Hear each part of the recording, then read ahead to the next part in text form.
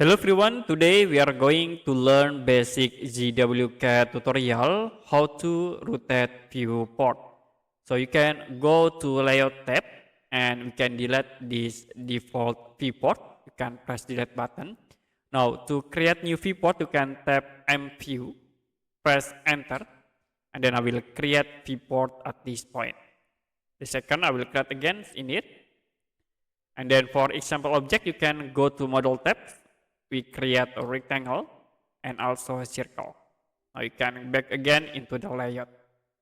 Double click to move into the viewport like this.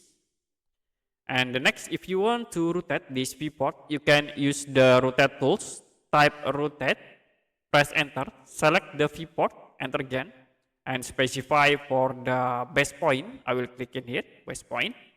Now you can choose your angle to rotate, or you can click to apply like this.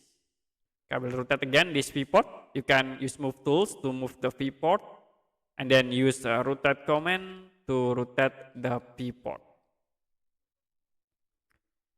Okay, that's it for basic ZWCAD tutorial how to rotate viewport. If you have any question about tutorial, you can comment below this video.